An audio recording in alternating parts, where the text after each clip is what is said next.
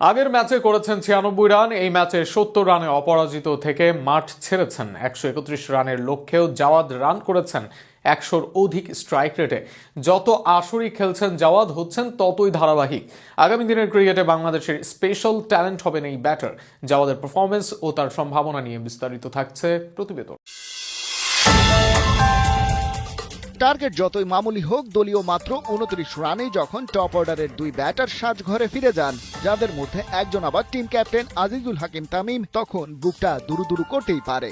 আফগানিস্তানের বিপক্ষে দুর্দান্ত জয় দিয়ে যুব এশিয়া কাপ শুরু করা এশিয়ান জায়ান্ট বাংলাদেশ শেষমেশ পচা শামুকে পা কাটবে না তো, নেপালের বিপক্ষে এসেই খাবে না তো হোঁচট। কিন্তু না, তেমন কিছু হয়নি, কারণ বাংলাদেশ অনূর্ধ্ব 19 পর্যায়ের এই দলটার ব্যাটিং ডেপথ ঈর্ষণীয়। তাই তো যুব এশিয়া কাপে নিজেদের দ্বিতীয় ম্যাচ জুনিয়র টাইগাররা জিতেছে দাপটের সাথেই।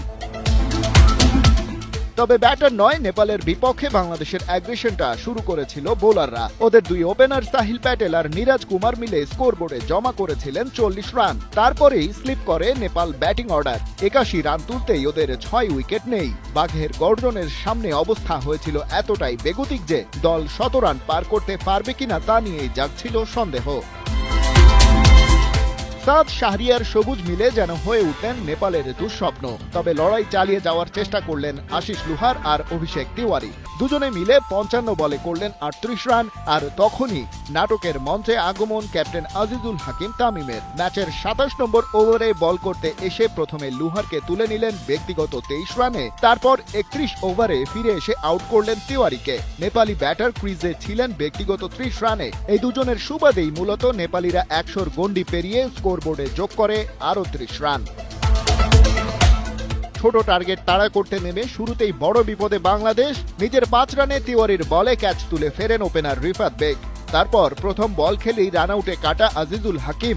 অধিনায়কের রানিং বিটুইন দ্য উইকেট একটা বড় কনসার্ন, কারণ আগের ম্যাচেও আফগানদের বিপক্ষে হয়েছে পার্টনারের সাথে বোঝাপড়ার ভুল। তবে তারপর আর বিপদ বাড়েনি বাংলাদেশের, কারণ জাওয়াদ আবরারের সাথে কালাম সিদ্দিকীর 92 রানের পার্টনারশিপ ম্যাচটা হাতের নাগাল থেকে বেরি হতে দেয়নি কখনো। 66 বল থেকে 34 রান করে কালাম ফিরেছেন। তবে ততক্ষণে বাংলাদেশের ম্যাচ উইন ছিল সময়ের ব্যাপার মাত্র। অন্য পাশে সময় মতো নিজের 50 তুলেই নিয়েছেন জাওয়াদ আবরার। শেষ পর্যন্ত 70 রানে ছিলেন অপরাজিত। অবশ্য উইনিং ছক্কাটা এসেছে রিজান হোসেনের ব্যাটে। তাতে বাংলাদেশের স্কোর 135।